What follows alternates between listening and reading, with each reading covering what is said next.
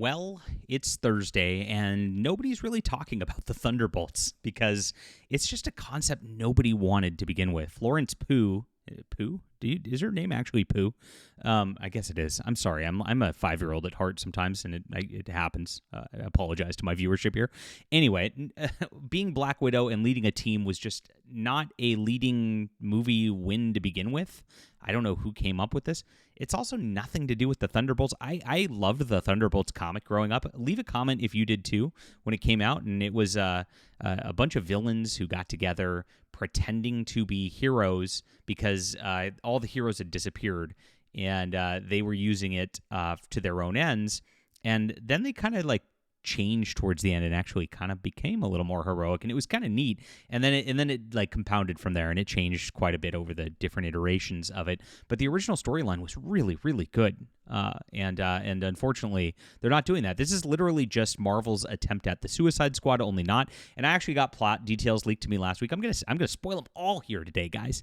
So please hit the like and subscribe button and join us as we talk about all things in the culture. This is my Fandom Pulse Substack, guys. We talk about comics and movies and the like on here. I would love for you to sign up for this. It's in the description below. We have 8 to 10 articles a day. We work very, very hard for you, telling you what's going on, so you don't have to check sites like IGN or Deadline or any of those. This is the real alternative. There's a paid option if you want to subscribe to us on a paid level. It is $5 a month. It's just a Starbucks cup of coffee, and it helps us because we don't use advertising. If you notice, if you try to read any website these days, you just get littered with ads. Notice we have none on here. It's just us talking about the article and what's going on, and that's a really nice service for you guys. And so I hope you'll come in. It's in the description below. Thank you very much. We got a bunch of new paid subscribers this week. Of course, with the video game controversy coming out, that we were right in our reporting all along, even though people tried to malign us about it, was a big one for us and a big win for us. And thank you for being here, my friends. All right. And yeah, hit the like and subscribe button if I forgot to say that. Did I forget to say that, or did I already say it? Yeah, I'll check and edit and fix it if there's a problem, guys. Wink, wink. All right, let's talk about this. So it's about to have one of the worst opening weekends ever, and we know exactly why. And I told you exactly why on every single level. They're trying to add in a bunch of elements from the Marvel Universe that they wanted to add in here. There's a couple of storylines here that they wanted to build upon. Of course, the Thunderbolts itself, the original comic that they're not doing anything with for real, is one thing.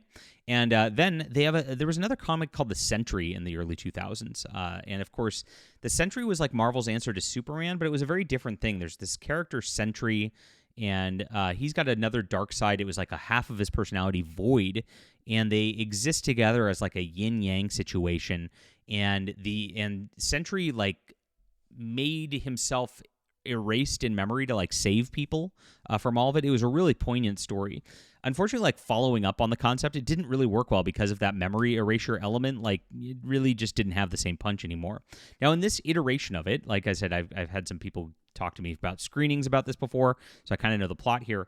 Apparently, and this is where I'm going to get into some of the plots, the Thunderbolts separate the Void from his body, and he just is fine.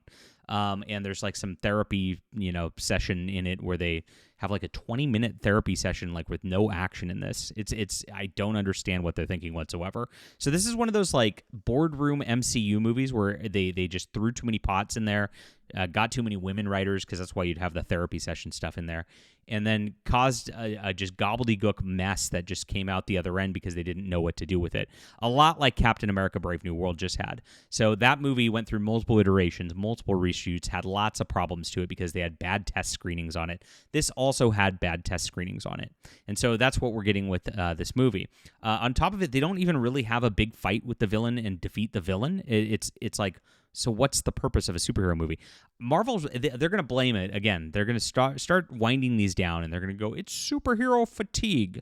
But the problem is they're really not telling heroic movies anymore with heroic characters that are doing heroic things. That's what made those movies back in the day fun. That's why people were attracted to them. Was Iron Man would fight the bad guy. He'd, have struggles, personal struggles, and eventually win and get the girl. You don't have that anymore in Hollywood whatsoever. And so this is what we have in its place, which is some weird mismatch of quirky characters like the Suicide Squad, only not. But Marvel, and that's what they're trying to do here. Unfortunately, it's just going to fail. Now, apparently the Taskmaster, dies very early on in it, which is kind of weird too.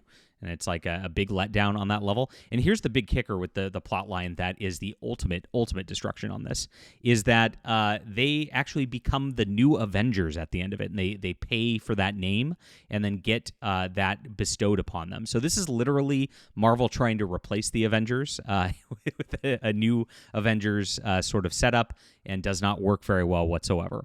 So they're trying to go with that. I'm pretty sure they're going to do a new Avengers movie, in addition to Avengers Doomsday, have it be a line, and because they want that name in the title, hoping that name is going to bring out nostalgia and get people going. But people don't have nostalgia for characters that they don't like, and that's going to be the major problem we have here. So box office analyst Sean Robbins predicts the film's only going to gross $81 million its opening weekend. It's up from its long-range pinpoint prediction at the end of March, where he said it would be $76 million.